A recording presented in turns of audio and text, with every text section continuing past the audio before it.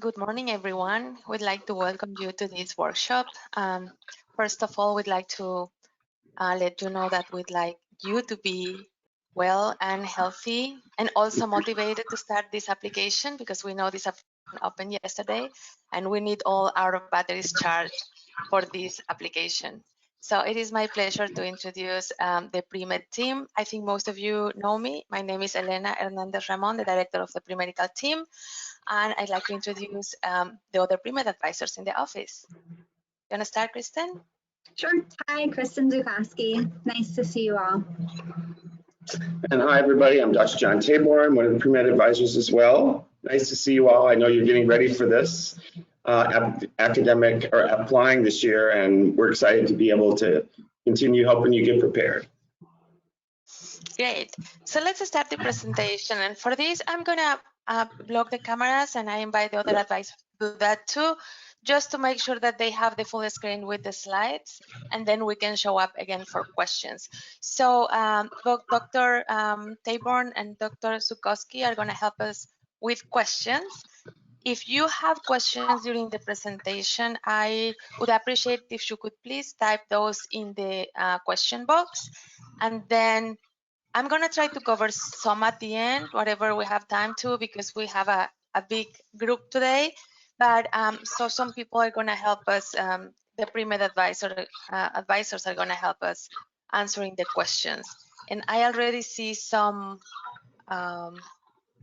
questions here. Oh, I think it was just like the audio, but it's fixed now. So it looks like we can start. Okay, so I'm going to start by sharing my presentation and blocking my webcam. Give me just 1 second.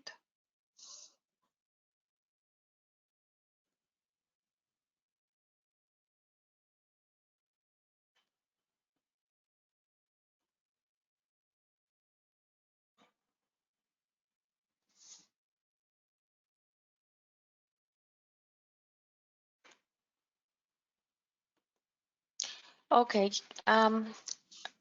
apparently one of you are now as the main organizer and I cannot share my screen. Can you please check that out, John and Kristen? No, it's, I think, me. I'll make you presenter. Oh, okay. Thank you.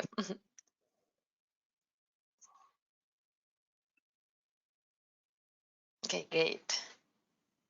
So I can show my screen now. I'm just going to move the presentation here. Gail, could you please confirm if you are able to see my presentation?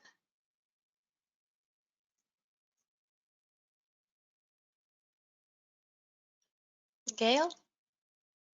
Or any of the advisors, are you seeing the presentation now? Great, Yes. fantastic, thank you. Yes. So let's start, thank you. We are gonna start with describing what we're gonna cover today. So the workshop is titled Tips on Filling Out the AMCAS Application. And we are gonna try to cover today the 2021 AMCAS application, submitting this year, starting next year, how the application works, dates. This is going to be an interesting presentation because this year a lot of things are different. Some of the things are going to be the same, but some things are going to be different. So I know we're going to have a lot of questions there. How the application works in general, the sections, how to organize it. That's going to be the main part of the workshop, and then we're going to also talk about what happens after submission, verification, criminal background, and other information that you may need. So, as you know, AMCAS is the centralized application when you can submit, and the primary application and all the schools are going to see the same, right? So, as you can see, the application opened 2 days ago, and for that, I'm going to try for the first time in this system a poll, and I'd like you to tell me if maybe the first question would be, how many of you, let me see, when are you applying? If you are planning to apply this cycle, or if you are planning to apply in next cycle, or if you are still thinking about it. So let me just give you one minute or less, a few seconds for you to respond this. And then, okay. So I can already see that most of you are applying this cycle. That's great. And all the presentation here is going to be about this cycle, right? Okay. I think we can now close and just share with you. So we have, I don't see the poll, but maybe you can see it. 92% of you are applying this cycle from the people who answer. Great. So that makes me think that the application, the information here is just for you. This opened 2 days ago, and let me just quickly go to my next one, because I really like to know how many of you have actually opened the application. I know just a couple of days ago, right? But I like to know if most of you have actually opened the application, and I am very happy to see that most of you have actually done that. That's great. So some of the information I'm gonna show here, you have been already seeing that in the application. In when you open that, let me just close and share with you. So it is great that you have been doing your homework. Just want to make sure that this was happening. Great. So what are the things we are going to cover today in terms of the application? The first thing is just making sure that we understand how AMCAS works. For this, we know that you have this month to fill out the application, right? So you have all the sections we're going to talk about. We're going to cover that in detail later. But once you have all the information there, you can submit. And let me start saying that you don't need an Mcat score. You don't need your letters of recommendation to submit your application, right? So you submit your application, and then this is going to be this time where your application is processed.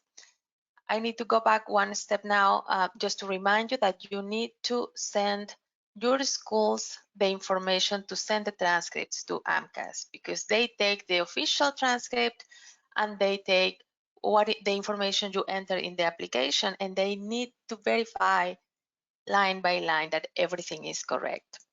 So for this, it's very important that you are accurate so you don't delay the process. And then they take this whatever time to process or to verify the application. It is the same, different words, the same process. And this year is going to be probably different. We're going to talk about dates later. Once your application is verified, AMCAS sent the information to schools.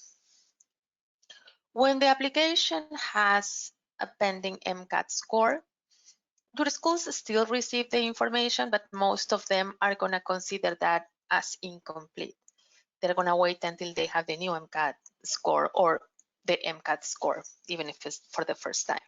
Okay, so submitting application, verification, and then delivering to schools. Now dates are important, right? Especially during this time.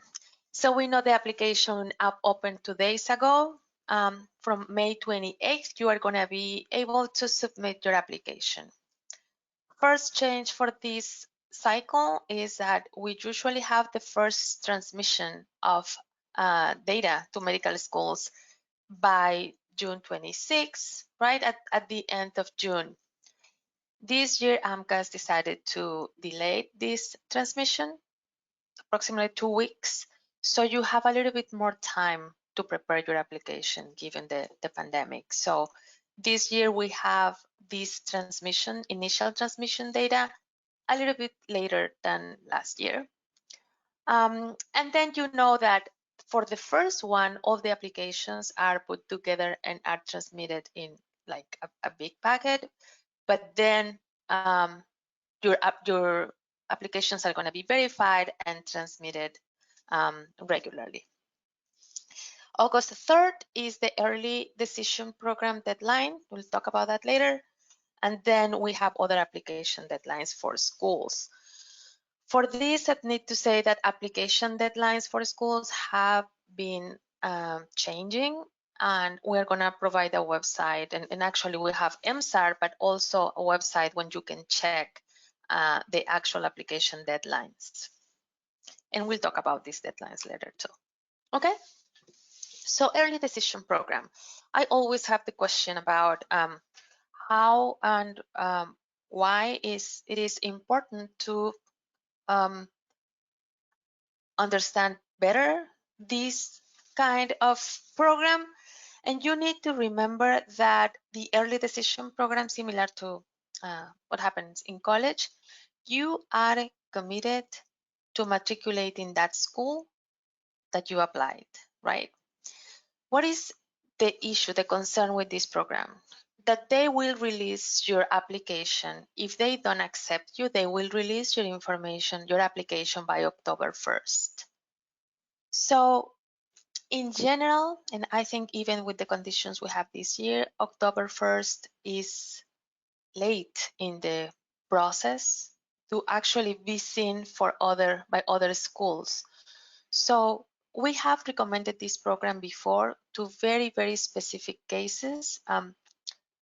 Students who really need to apply or have to apply to one school for personal issues, for personal reasons, but they are not applying to more schools. So if you are planning to apply to more of one school, and I hope that you are considering that, then the early decision program may not be the best option for you. If you have other reasons, you can always come to us in an appointment and we can discuss this with you. All right, now other dates that are important are the application dates. And I think that's very important because many of you have seen that the deadlines on the website of the particular schools or in MSAR are in September, October, November, right? So remember that these deadlines, schools need to have deadlines, but in general, the earlier you submit, the better, right? And we are talking about end of May, beginning of June. Obviously, July, August, September, even that it looks like you are still under the range of those dates, you haven't gone beyond the deadline, it may be too late. This process is very competitive, and the date you submit your application many times really strongly influences your success because the schools are going to see you earlier in the process. So please don't look at these deadlines. They need to be there for other reasons, but you need to apply as early as possible. Okay. Great. So AMCAS compared with last year was almost exactly the same. Almost all schools are participating here using this system. The applications fees almost the same, 170 for processing the processing fee that includes one school. And last year it was $40 for each additional school. This year is $41 for each additional school. So very similar to last year. As always, AAMC provides a very complete and comprehensive guide for you. So you have that guide and you can download it. They also have, I always say, they know that you prefer videos than reading, so they always have videos and presentations there for you. Actually, I think like 3 weeks ago or something like that, they had a presentation for students for AMCAS. So what are the sections you are going to have in that application? You're going to have the sections you see on this slide. Identifying information, schools attended, biographic information, coursework, work and activities, which are the 15 slots we always talk about, letters of evaluation or letters of recommendation, schools selected, medical schools, the essays, and your standardized tests, in this case, the Mcat scores.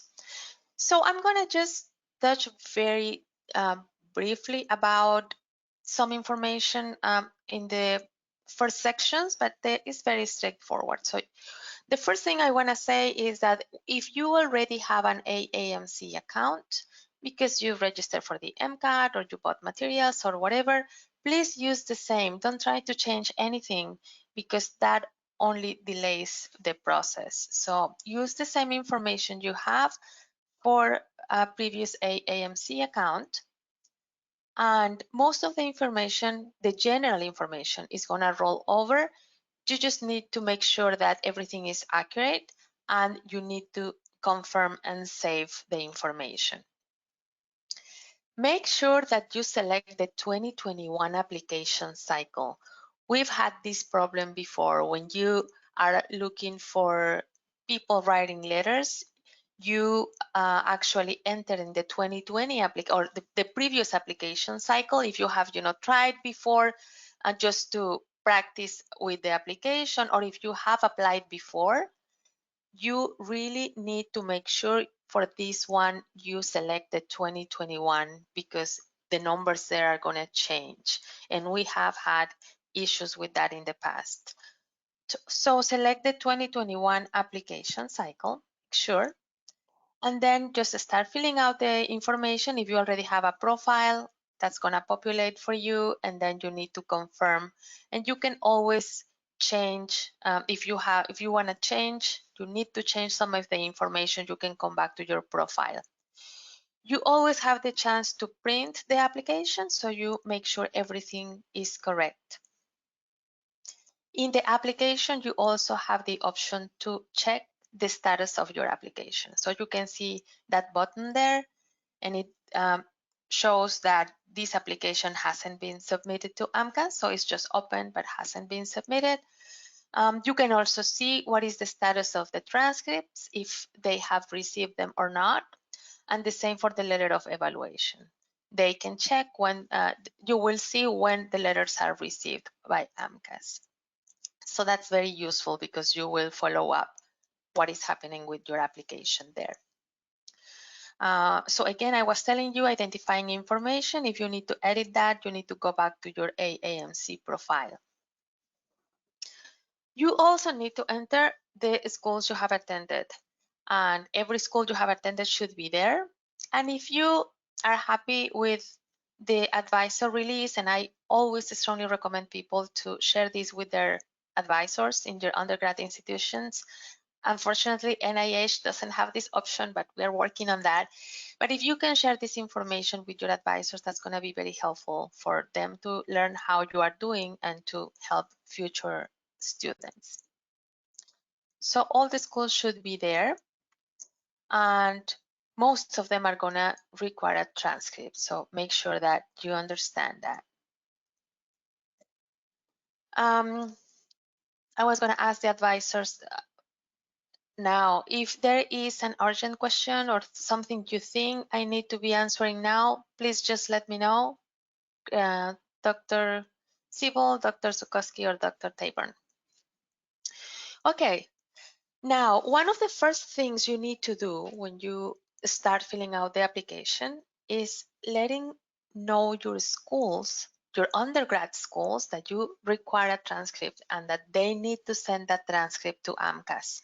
So you can see here where is the information you need to explore: print transcript request forms, and you will have something like this printed out, and that will have your AMC ID number, which is going to be different from the transcript ID number. And this information is going to be reviewed by your schools, and most of the schools are going to send transcripts directly to AMCAS electronically.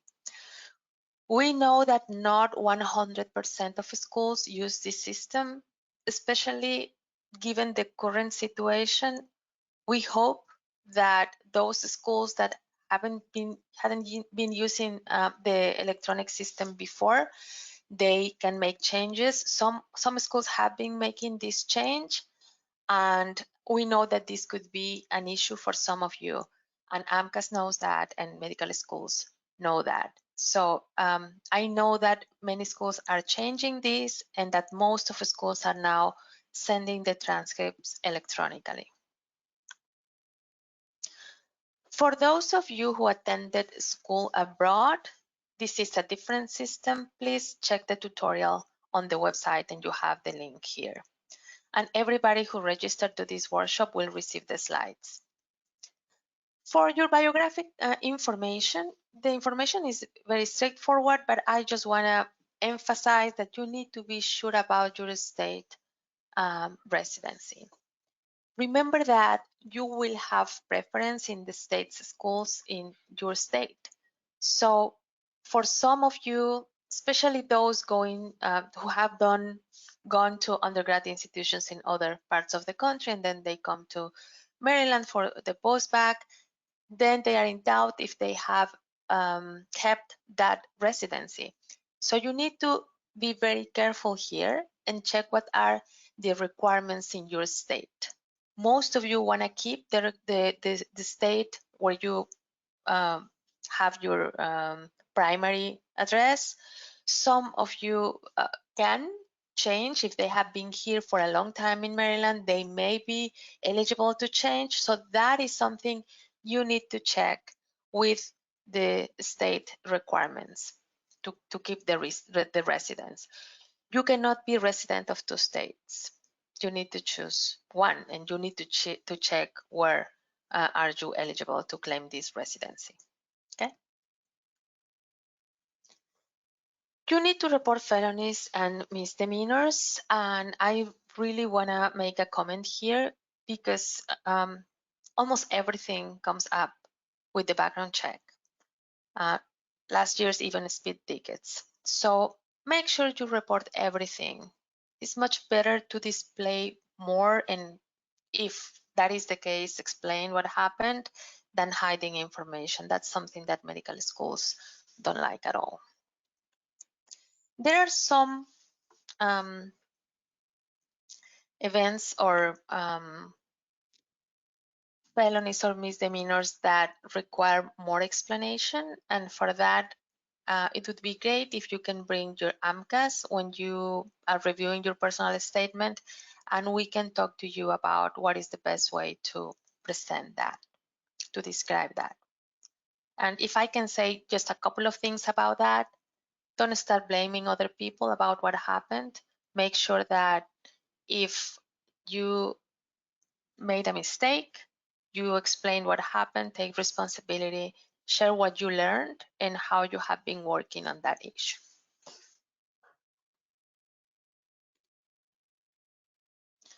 Okay, in terms of coursework, you need to submit, enter all the information of all the courses you have taken after high school. So as we mentioned before, you are going to need an official transcript sent to AMCAS.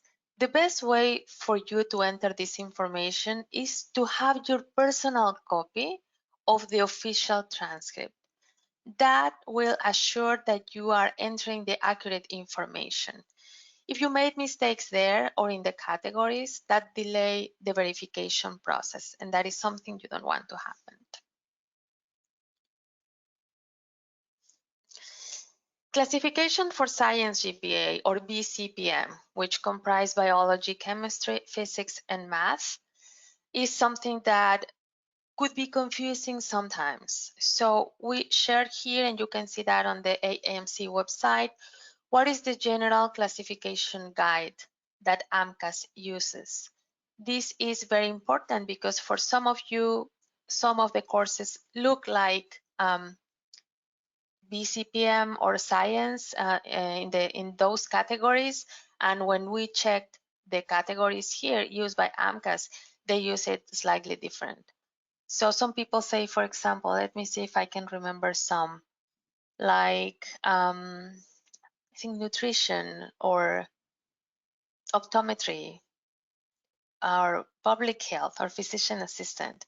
They try to categorize that in the biology category, and according to AMCAS, they don't belong to that. So make sure that you classify them according to this classification.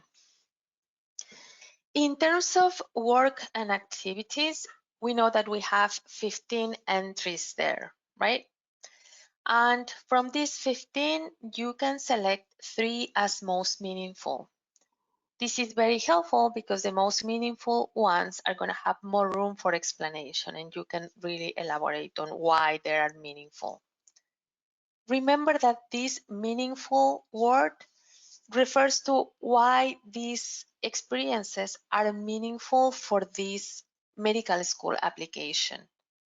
Sometimes we see 3 most meaningful experiences not related with medicine at all. And in general, medical school admissions are not very happy about that because they are looking for reasons why you are interested in this kind of career. And when we ask you about that, many of you say that these things were very meaningful for you personally. So try to think about why medical school admissions would like to have these 3 experiences expanded, and why should you include something that is related to medicine. So in general, we go to the next one. We recommend, as you see here, 1,325 characters for that. We really recommend that for the most meaningful, you include at least 1 clinical experience, depending on what your experience have been, volunteering, shadowing, or in a clinical job. 1 research experience, and if you are at the NIH, most of you have been here for at least 1 year with a full-time research experience, so that would be a very valuable one. And then the third one is always more flexible. Some of you have leadership, some of you have a community service that really you are really passionate about, or things like that. So that is the rationale that we suggest you to use when you select your 3 most meaningful. Let me go back here. So remember that for the regular slot, you have 700 characters. It's really not a lot of words, right? So it is important to pay attention in the description and how we assemble this list. So to assemble this list, make sure that you don't include anything from high school. The guideline is very clear about this.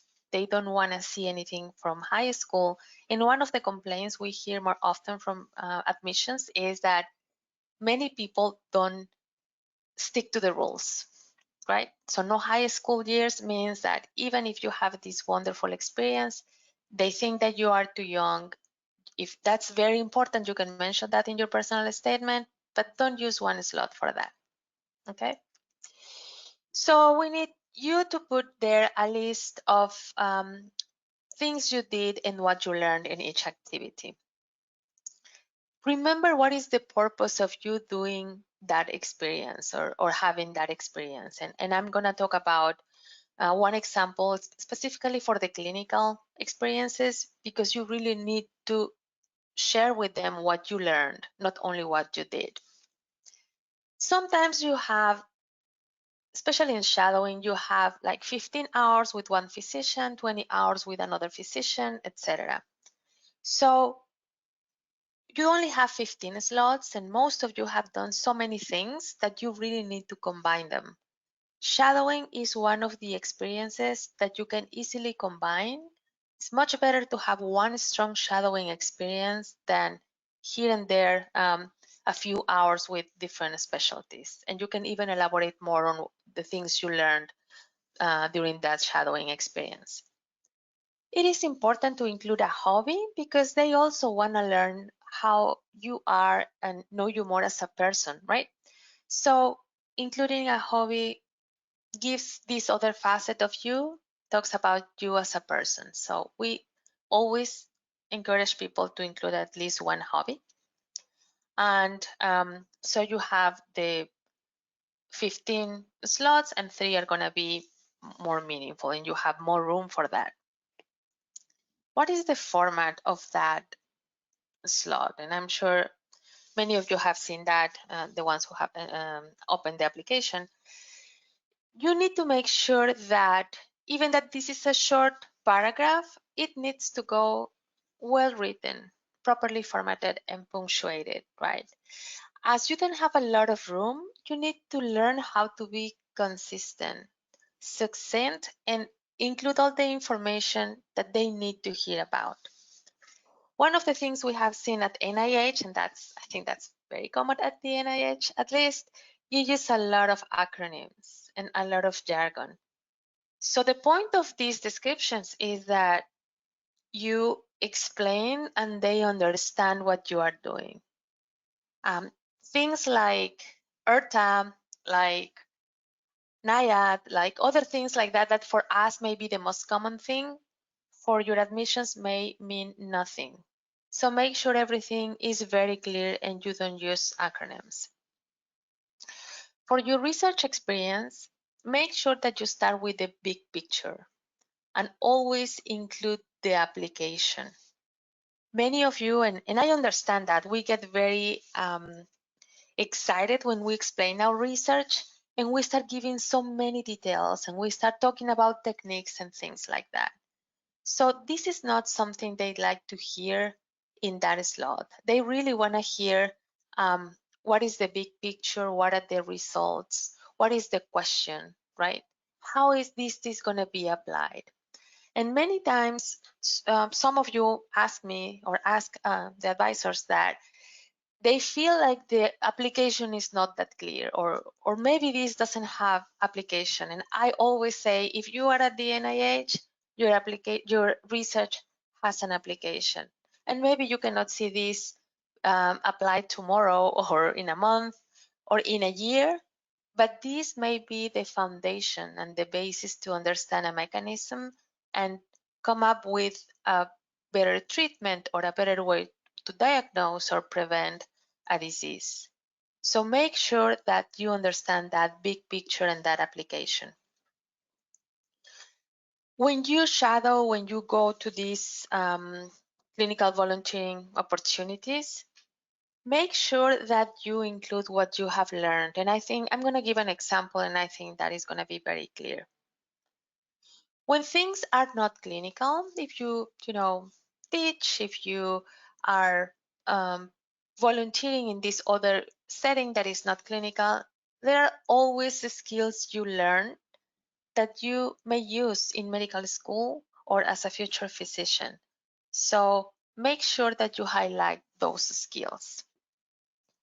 In terms of grouping and putting together different aspects, make sure that you find some things that are different or significantly different or outstanding, and make sure that you find something in common to group things, right? Sometimes you have, for example, an organization in your undergrad institution that, let's say, organize 3 or 4 different kinds of community service. And the community service could be very different, like, going to a shelter and also in a sub kitchen and also teaching somewhere. And the hours of each of these activities maybe are not many. But if everything was organized by this same organization, then it may be easier to explain how this organization was in charge of actually putting together all these experiences and offering these options for you to volunteer, and you can put all that in one slot. And always remember why this is important for this application. Some of the issues we have seen in AMCAS are, first, applicants create many entries for things that can be together, like shadowing I was saying before. Sometimes it is clear when you guys put the application in a rush. We see typos, we see that you are repeating words, we see that it's not edited. So make sure that you review this very carefully. I've heard many times admissions saying it's just so clear that the person didn't put all the effort, right? You have a month or even a little bit longer sometimes to put this application together. Shouldn't be typos there, okay? And one of the most common issues, and we have heard this from many admissions, is the failure to point out significance or impact of your activities. So I have an example here for you, and we can reflect on this. Let's say you volunteered in this hospital, and this is a typical entry. As a volunteer in this hospital, I stocked the shelves with supplies, transported patients to radiology, provided water and blankets to the admitted patients, and cleaned up the rooms after patients left. Right? So these are the tasks that you were doing there, but hopefully you understand that you were not sent there to master stocking shelves or wheeling patients, right? That was just the opportunity for you to learn more about what is happening in a hospital, how doctors are the leaders of that team, to understand that a hospital can be chaotic and you are still good with that, right? So don't focus on these things only. You really need to talk about what things you learned about the medical profession or doctors or patients when you interact with patients, because that's also very important. And that is going to be the focus on the description, right? Even if you want to mention your tasks, which is fine, your emphasis should be in the learned, in the things you learned and the significance and relationship to medicine. For your research experience, you can include the lab or the lab chief. What is the big question or the big picture? What was your question or your project? Explain the rationale and significance. Always the significance and applications. I've seen so many times people describing the experience and then saying, finally, I was so happy that my results were published, as if the publication was your final goal, instead of saying, after this hard work, I was able to demonstrate that these kind of whatever nanoparticles are good for whatever kind of treatment, whatever, right? So the point is, what is the clinical relevance? A publication is a way to spread your knowledge, the knowledge or your experience, in order to be applied, especially if we are talking about medical school application. So make sure you emphasize that. And I always say, like a rule, when you talk about your research, at some point you need to say, this will benefit patients with malaria to be diagnosed earlier, right? So the word patients should be there. Remember, we treat patients, we don't treat diseases, okay? And again, in general, methods or techniques are not interesting at this point, different from MD PhD, but that will be in the research essay. Okay. Before going to publications, anything you think I should answer now, Kristen or John or Gail? Can we wait until the end? I cannot see the questions. Yes, we can wait until the end. I've been answering most of them. Sounds great. Perfect. And that was my opportunity to drink some water. So let's talk about publications. For publications, you don't need to include number of hours. You don't need to explain anything. What we need is the citation with authors and the title of the publication, right? The journal, the full citation. There is not like a very clear rule about how to use these slots, but according to the comments we have heard from admissions, they would prefer to see one slot chosen as publications with at least one publication submitted. Sometimes we see people using one slot with the publication category with 2 or 3 citations, and the 3 of them say in preparation. So in preparation means really nothing. You can have the title, you can have the idea, and not even having started the experiments, right? Could be that you are in the last review of the final draft. So it's really so vague. So we recommend that you use this kind of slot if you will at least have one publication accepted and published, right? Now, If additional to that, you have another one that was submitted, then that's totally fine, right? So you can put there submitted or even in progress if you want, but you need to have at least one accepted from, again, this is not a hard rule, but I've heard that many times that if you are choosing this category, you need to have at least one accepted publication. Okay, and when we talk about that, and this is the moment I really like to introduce that not only numbers matter, because publications is something nice to have. Of course, you don't need that for medical school. You don't even need it for MD, PhD applications, but if you have one there, it's going to be more important.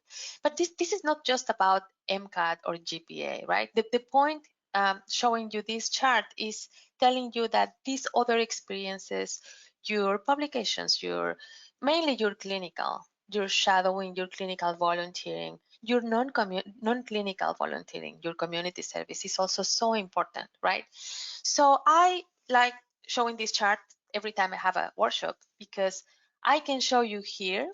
So if you haven't seen this before, let me explain.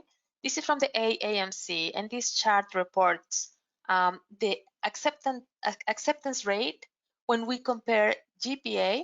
Let me put this as a pointer. When you compare GPA against MCAT score. So as the logic says, the better GPA you have and the better MCAT you have, the better chances you have to be accepted, right? So we can just take here this example. Sorry, I know this is very crowded, but I just want to emphasize a couple of things here. So let's say you have a 3.6 or 3 to 3.7 GPA, and you have a 513 MCAT score, 66% of chances to get in, right? And if we go more to the right with a higher MCAT, those chances increase from 66 to 75, and it continue increasing if we go up in GPA and up in MCAT, right? And I think everybody knows that. The point here is that you see these people in that very right up corner.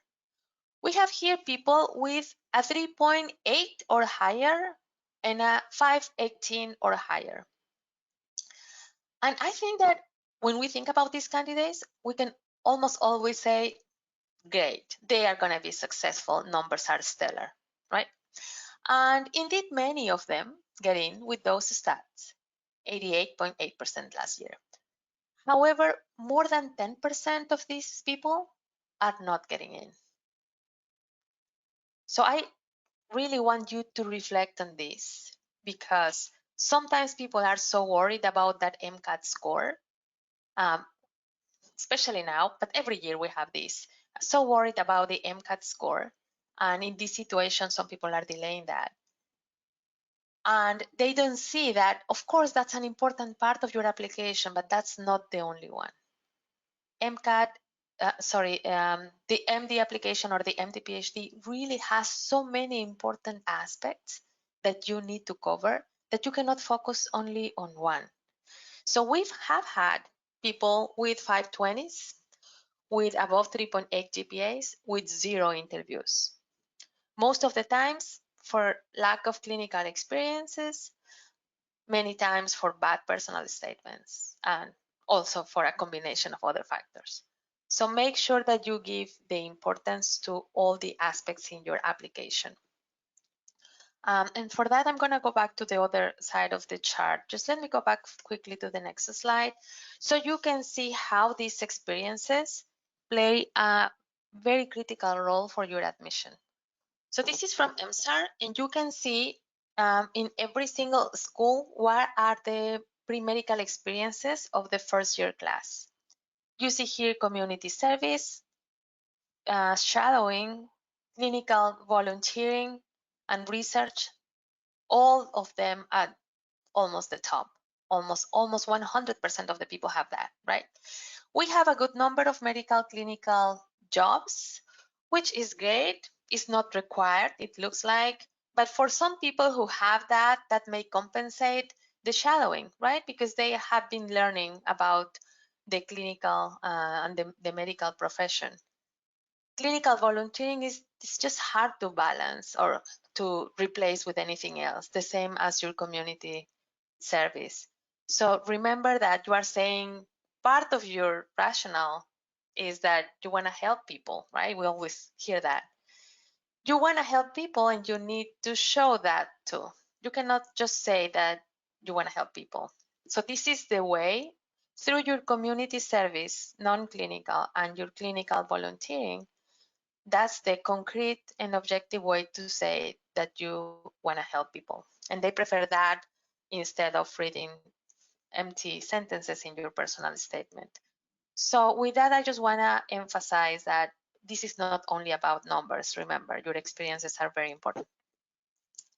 And supporting that, you can see these other groups, which I think everybody needs to do, the best effort for everything. But even a group with a much lower GPA and Mcat score, they have, of course, the percentage, the acceptance rate is very low, 12.7%.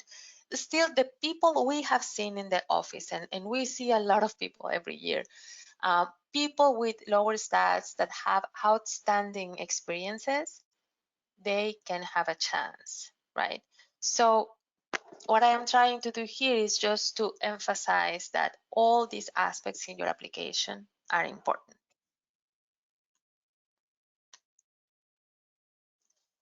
Okay, so we talked about selecting the 3 most meaningful experiences for your AMCAS.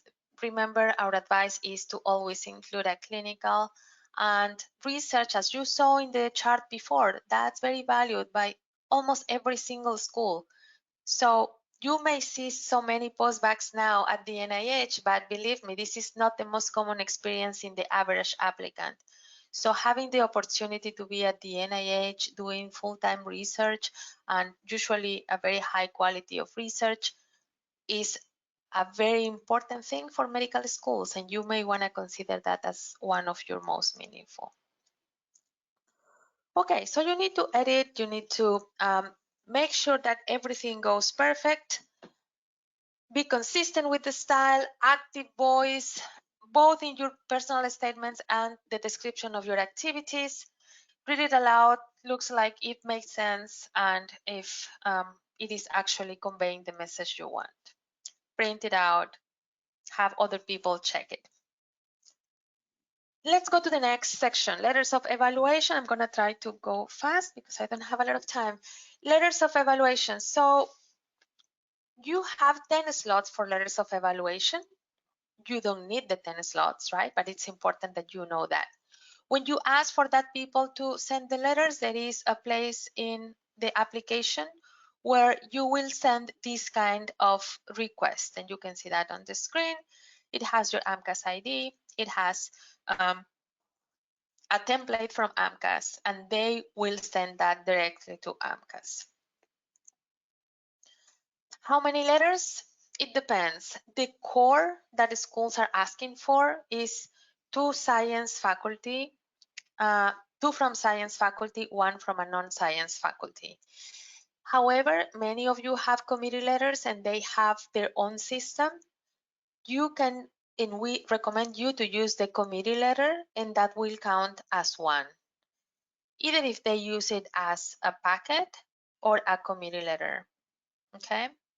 If they accept that you send the letter of recommendation from your PI to your school, that's great. If they don't, you can always send those letters separate to AMCAS. So you can have a committee letter, and you also can ask other people to submit letters directly to AMCAS.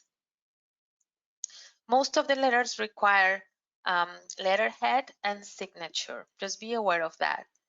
And one of the important things we recommend, although I think this happens automatically, make sure that they read the guide from the AMC on how to write strong letters for a medical school applicant.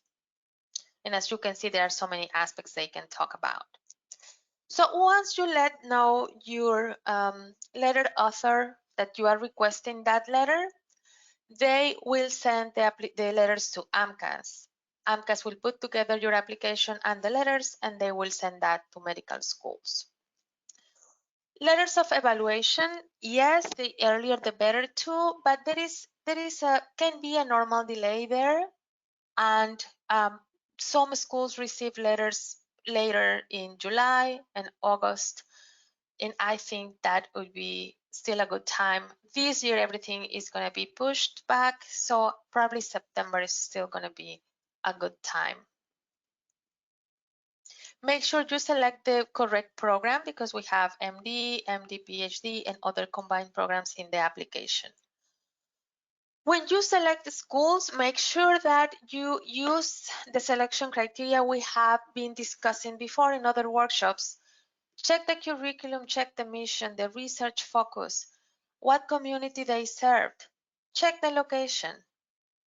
These are all very personal reasons, right? And personal interests. Family, if this is close to your family, if this needs to be away from your family, please check the weather. I always ask this question and many people say they don't care. And then you realize that weather is important. There are other factors like legacy. And of course, you need to check your GPA and your MCAT too. So the way that we recommend you guys to make this list is first checking all the aspects, the first aspects we are mentioning here. And once you have a good list of schools that you would be super happy going, then check the GPA and the MCAT. So you assure that if they call you for an interview and if they accept you, you will be happy going to every single one of those schools. One of the ways some people select their schools is using the US News and World Report. There is some controversy about that. That may be a guide, not exactly probably the best. I think you need to do a lot of homework for that. To check numbers and other information, MSAR is the best way to do it, right? And hopefully everyone knows about MSAR. I have something new to tell you about MSAR. So yesterday night, I think, very recently, they have been opening reports that were usually open only to advisors. They are opening them to applicants. And the most important ones I see here, I have the link here for you and you're going to receive the slides. One is the 2021 admission policies and information and the application timeline. Please check that out. I have a screenshot here for you. And as you can see, just to give you an example, this is the University of Alabama.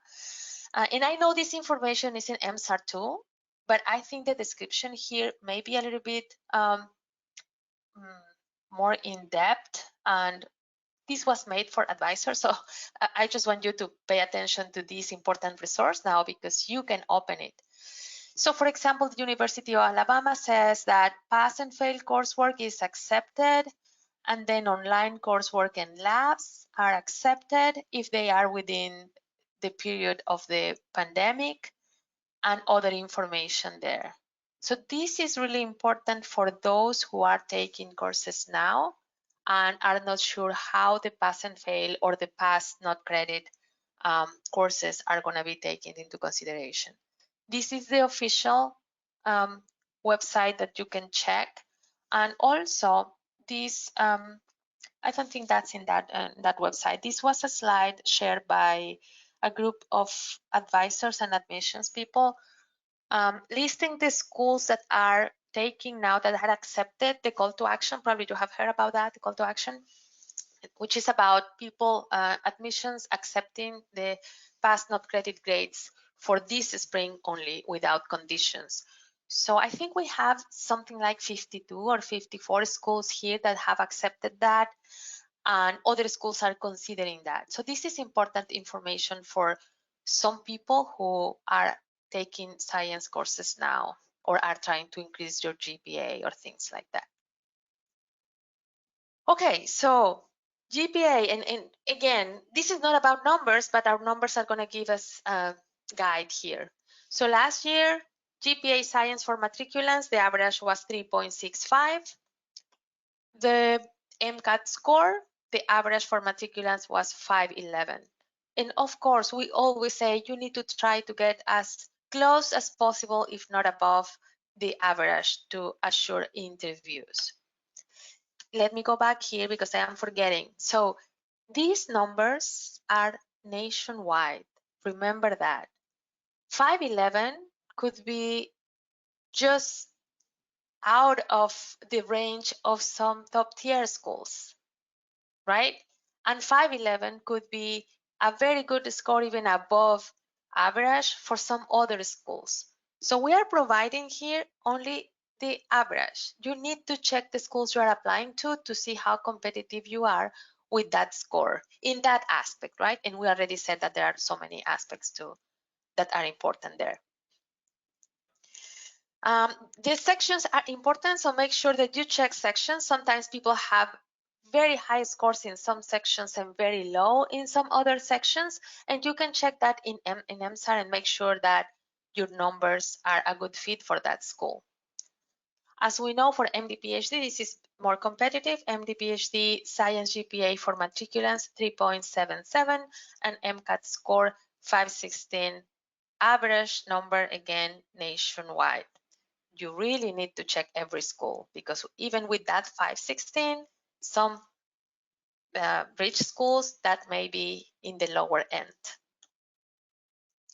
How many schools to apply to? We always recommend 12 to 15. These numbers vary a lot. Some of you are very focused and don't want to really apply to more than 12. Some of you want to apply to 40 schools, and we have had those cases. So please make sure that you understand that you will receive secondary applications, and that having so many schools there will dilute your focus, if you want to see it like that. The most common case I see is people trying to focus on the high tier schools, even if they are not competitive to those programs. So they send secondary applications late for those schools where they have more chances, but then they delayed so much that delivery of secondary applications there, that they now have less chances in those schools where they are actually a better fit according to the application. So we don't recommend more than 20. I think from my point of view, 20 would be like the maximum. And of course, 19, 21 maybe, right? But don't go beyond that number too much, because what we have seen, and we see this every year, people take a lot of time for secondaries and then they don't pay attention to the schools where they have more chances, to the target schools. So we recommend you to do a chart like this, where you can actually see a lot of things like numbers, Mcat score. So we recommend you to first use the criteria that is personally important for you. Your interest in research, location, weather, all those factors we already talked about. So you put that chart like this. We have this for every school, but you don't need to do that, right? So you have those schools here, and then you can enter all the information and see where you have more chances. So usually you have an initial list of 25, 30 schools. You put the numbers and then you select down using those criteria. We prefer you to do that and not putting together all the schools, because we also see this every year. People applying to schools where they don't want to go, where they don't have any interest. They just saw the numbers. And then if you received an acceptance from those schools and you decline, that's a very red flag in your application if you decide to apply again. Let's say that was your only acceptance. You decide to apply again, that will be there forever.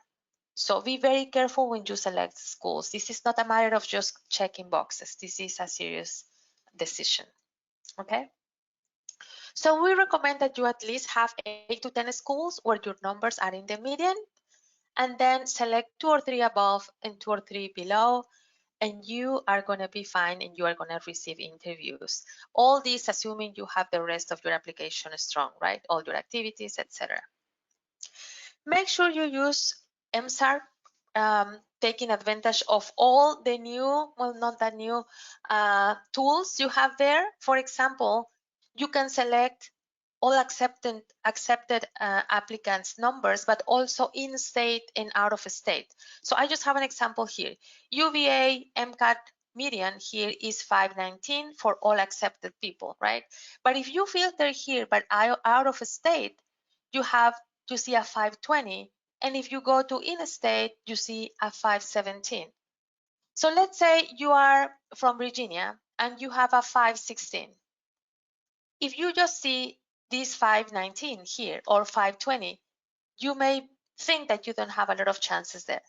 But if you go to the in-state data, you will see that you are this school will be almost your target, right? So now filtering by in-state and out of state in MSAR is very helpful. It was not like that before, so you are lucky you have these changes here. The other thing you really want to check out is how many out of state these schools are accepting.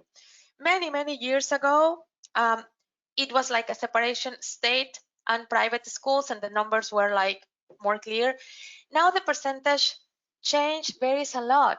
So you need to check in state and out of state matriculants for the schools you are applying to.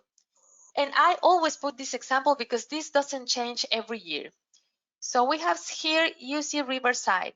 If you see here by in-state status, the matriculants by in-state, you will see that they will accept everyone from the state and 0 out of state. So you see here in-state and out of state. In-state 100%, right? Out of state 0 every year, right? Well, every year 25% of the applicants are out of state. So from 5,000 here, more than 1,000 applicants were out of state and didn't check the data. So please make sure that you understand this and you will check the data and you are not going to apply where you have very low or 0 chances to be accepted as an out of state. Okay. All right. What is this? I think, oh, sorry, I was just showing that the previous year was exactly the same. So anyway, there are some interstate agreements, so you may want to learn that if you are in those situations.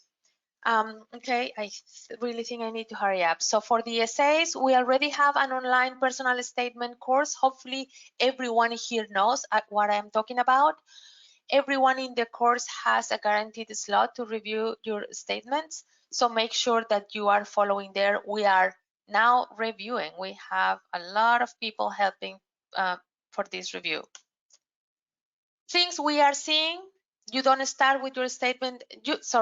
We have some do's and don'ts here, just like a summary. Don't start your statement with something unrelated or artificially related to medicine. Don't use creative writing. Use persuasive, right? Sometimes, I know we all have relative health issues that we want to talk about.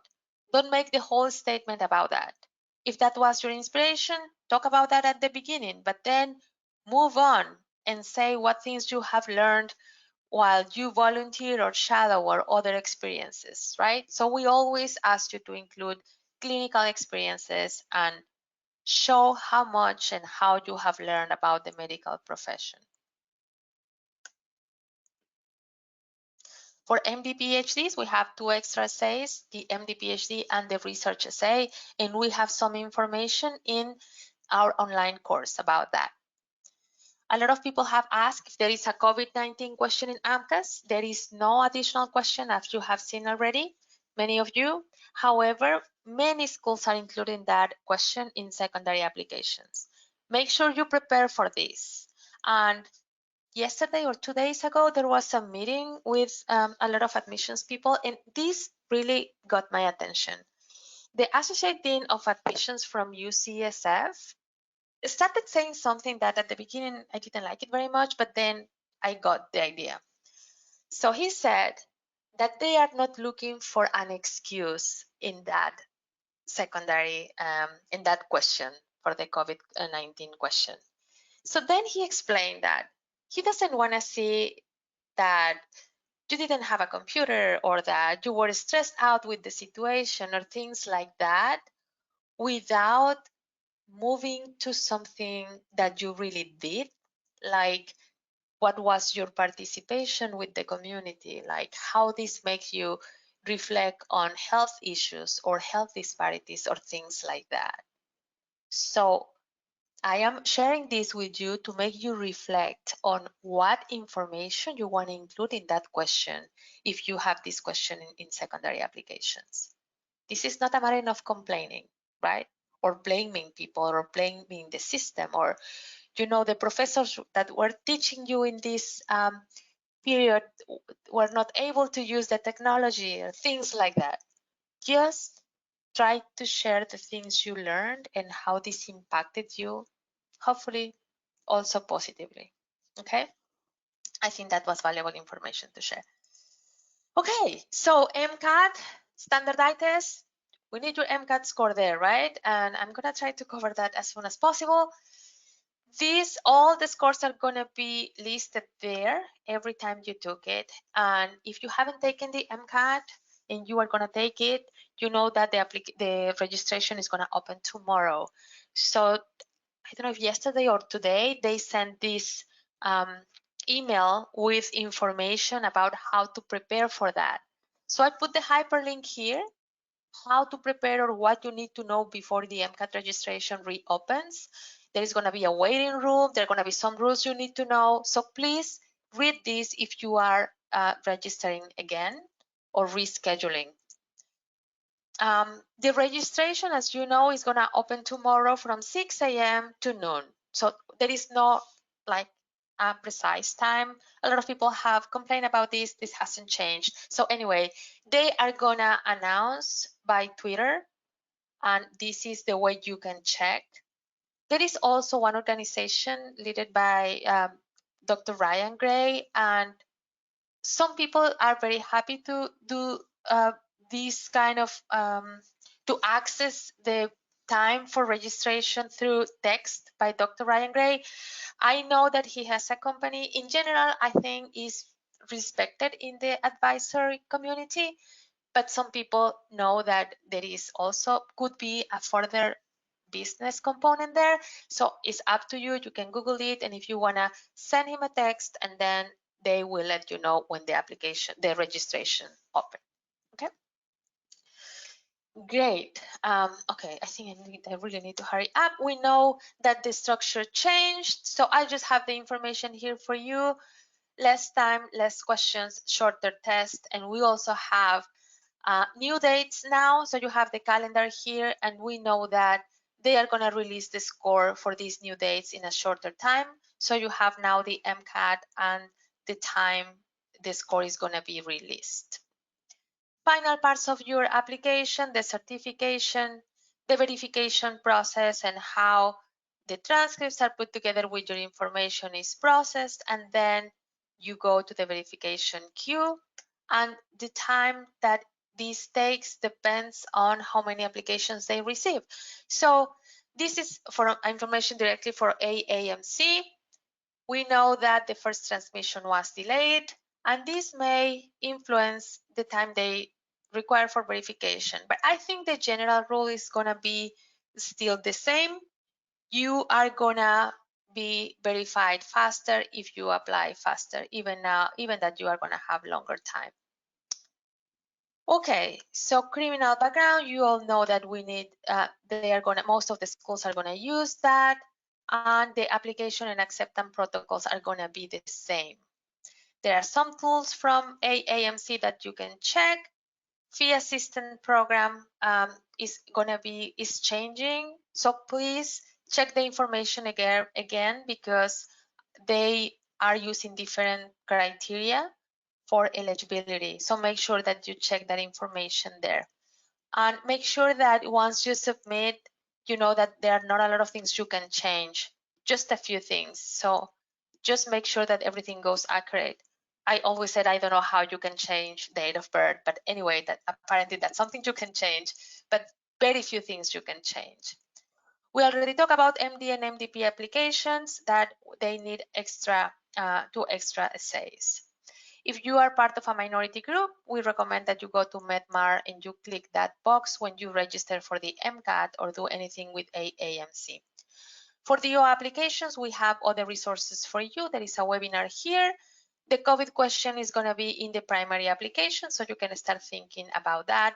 And make sure you shadow DOs and talk about the differences in the personal statement, differences between the MD and the DO. So still, we are encouraging you to submit your application as soon as possible. Not we say from May 28th, sorry, I put 29, May 28th to the first 2 or 3 weeks of June. I think you are going to go in the first batch, right?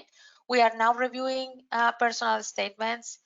The graduate and professional fair looks like it's going to happen, but most probably it's not going to happen focusing on MDs, more in MD, PhD, and graduate programs. So hopefully you went to the graduate fair organized by the AMC.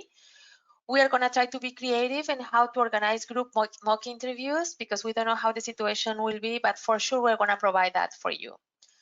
So finally, please remember to take care of yourselves. We need to attend so many aspects to be well. So make sure you go to the OITE Wellness website. There is a hyperlink here that you will have in your slides, but we have many options for you. We have the OITE Challenge if you want to participate. We have affinity groups. We have a small group discussions. Please make sure you use these resources for you. So I have here the website to make appointments with us for people who want to review final personal statement. People in the course, you have the final review slots. You need to use those, and please, only 1 slot per person. We are checking this very carefully, and really, you don't want to make us work more because we check. And now I am emailing people who are scheduling 2 appointments, and that I think shouldn't happen. So please just use 1 slot of those. You have the people involved here, my email, pre-med advisors, Dr. Taborn, Zukowski, and Higgins, and Dr. Siebold and Lugo Escobar are also helping us to review personal statements. Okay, I'm done, and I'm sorry I took more time. This was longer than I expected. I am happy to see questions now. Hi, Lena. Yeah. So I was able to answer most questions. In general, the ones that I didn't answer are very specific questions. So I would recommend that you all take a look at AMC and reach out to AMCAS. Specific questions about specific situations about school, things that aren't listed, how to send in transcripts and school classes from a lot of different specifics. So I would recommend you go to AMC and AMCAS for that. That's great. Is any specific question you think I should answer now, Kristen? Can you talk about just... transcripts? Sorry, just let me, now that I remember one, and then I'll go back to your question. For transcripts, I don't know if I emphasize this enough. Schools know that some of you don't have access to your schools, and the schools are not able to send the transcript now. So they want you to contact them and contact AMCAS and contact the schools to see how you can fix that issue, because most of the schools are now able to send those transcripts electronically. Yes, Kristen, I can hear you now. And then can you just comment about FAES classes and/or classes that were taken, like something like FAES that were just for enrichment purposes on the side? Right. So FAES classes are official, and you are going to receive a transcript. So you can list them, and you can ask for, or you should ask for that transcript, and that's going to be sent to AMCAS. If that is not a prerequisite, if that is going to improve your science GPA or was planned to improve your science GPA, and now it has converted to pass and fail or pass and no credit, you can still send it, but that is not going to be factored in your science GPA. So I forgot to expand on that. The courses that are now taken as pass and no credit and were not planned to be like that at the beginning, they are in general, you need to check MSAT for that, because every school is going to be different, right? But some schools are going to take that, are going to accept that as a prerequisite, And in general, those courses are not going to be calculated for your science GPA. So you need to understand that in some cases, this is going to affect your science GPA. And depending on the case, for someone who has taken lots of science and you don't need to increase a lot, that may, the affection, the degree of the decrease in your science GPA is going to be minimal, but for some of you, that may have a higher impact. So you really need to consider if you want to wait, take the course later with a grade, and then when, and that's going to be a big question because we don't know when, so you can present a grade, not a letter, right? And not a pass and fail. I hope that answers the question. Yeah, so just some follow-up questions coming in. What if they're certificate only, and are they listed as undergrad or post-bac? It depends. I think most of the courses from FAS are graduate level. Mhm. They will tell you, but most of them are graduate level.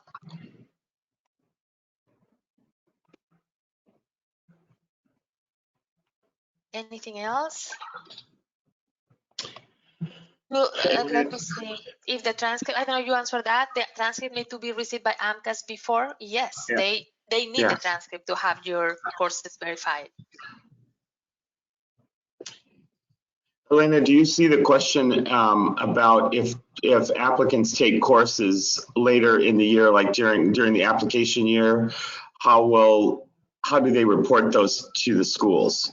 There was a question about that. Okay, I don't see that question, but I can answer that. Okay. So when in this recent meeting for the LAN, some people were saying, right, you can take the courses. Most of the schools are going to require the courses before matriculating with them. That means that you will have time, right, from now to next, before the fall, to take the courses. So many schools are going to be happy with that. Some students, and I understand, are concerned because they are not sure about the fall, if that's going to happen, and also if they're going to be online or not, or they should wait until the spring. So that, I know that is still a question in the air, but just answering the question, yes, you can take the courses even after submitting your application and then report directly to schools.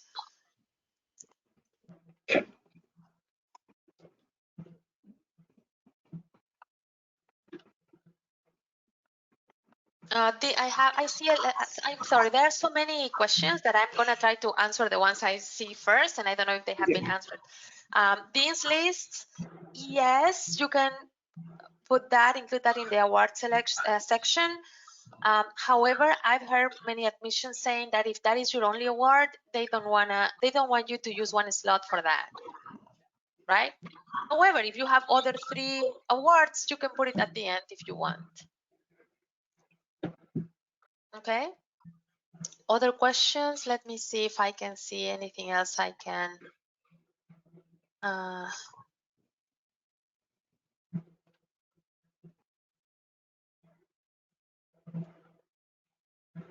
Summer internships, if they are, okay, so they have the award name. I would say it's much better to list that as a research experience because you have so many things to say about your research experience, right? If you were selected among many people, you can mention that or list that in your awards slot too. But the main information and probably the most important thing is the research you did during that time. Okay, let me see if I can see something else. If you have one publication but it's only been submitted, so if it's only been submitted, and that's a good point, sorry, I forgot to mention that. Remember that we are all in the research world and we know the difference and the distance that can be between submission and acceptance, right? So make sure that you include this information, but we recommend you to mention that in your research slot instead of using one publication slot for something that has been submitted. A lot of publications that have been submitted can be never accepted. Hopefully that's not your case, right? But the distance between submission and acceptance is big, is long. So we don't recommend you to use one slot for that. Just mention that in your research slot and say that these results were submitted for that publication. Okay. Let me see if I can see other questions here.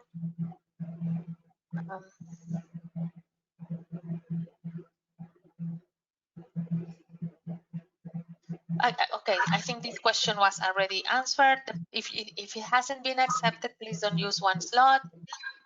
Yes, so if you should use one slot for poster presentation or is redundant. No. So your presentations are different because that will show your how you have developed your communication skills, right? So if you have attended conferences and have presented, I recommend that you use the poster presentation or the oral presentation.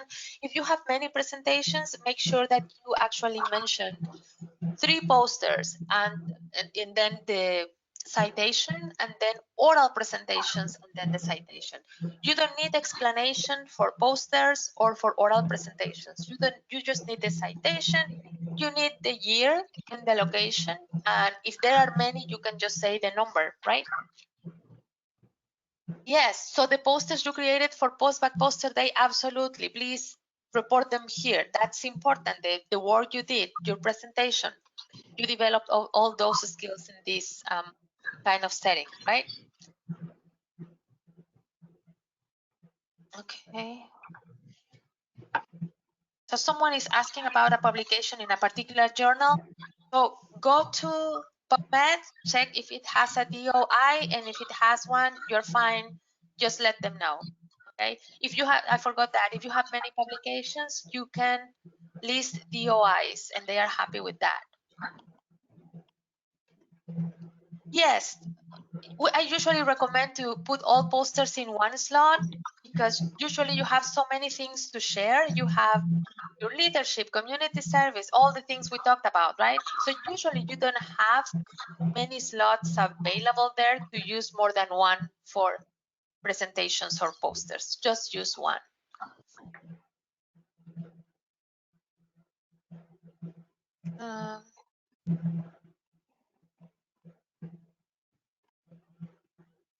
Okay, as questions are coming up, I cannot even finish to read here. Yeah. An abstract was accepted at the conference, but it was canceled. Yeah, so this is a perfect example, right? You don't need one slot for that because you didn't present it, but it was accepted. And I think it would be great if you mentioned that at the end of your research slot, saying it was accepted, and unfortunately with this situation, it hasn't been presented, or I don't know what the situation of the conference is, if it was canceled, if it was moving online in 2 months, whatever the situation is. But I think this is something worth it to mention in the research slot and not using one slot for that.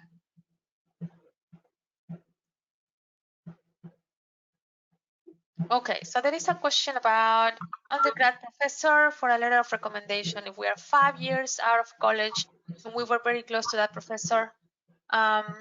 Okay, so I think that this is a good question. I think your performance in that undergrad institution, if it was great and if you still have this relationship with the professor, please use it. Of course, they want to hear from your professors, even if that happened 5 years ago. And you are explaining what happened in these 5 years. So you are going to be fine. You just need to make sure that that is a strong letter, right? If the professor really knows you well, if he remembers you, and the letter is strong.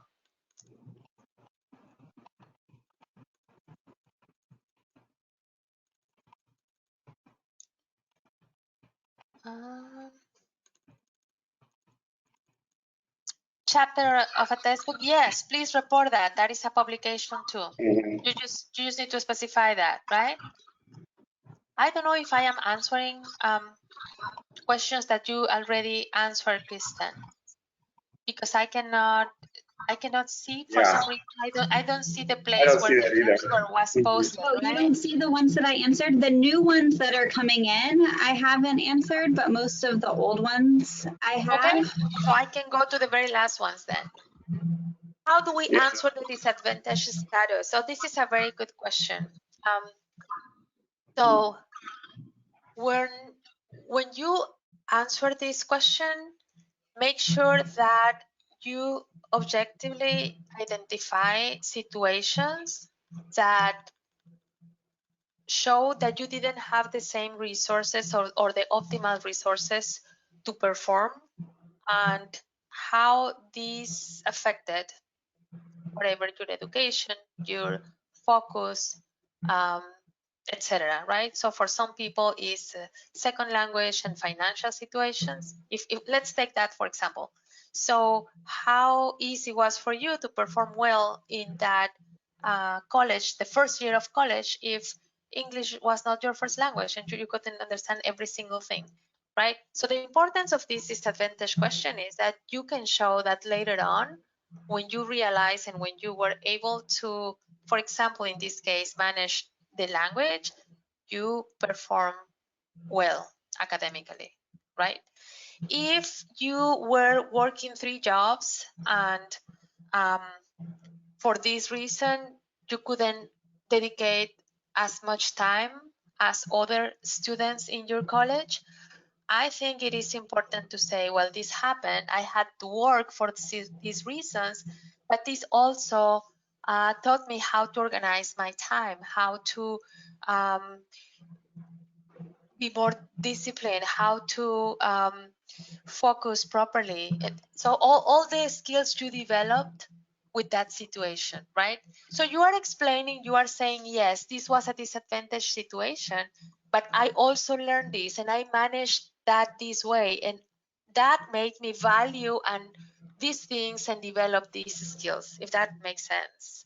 Do you have anything to add, John? I know you have answered this question before. Yeah, I guess the one thing I would think about is it's any kind of experience you can have from childhood all the way up and through when you're in college that's a social, economic, or educational challenge.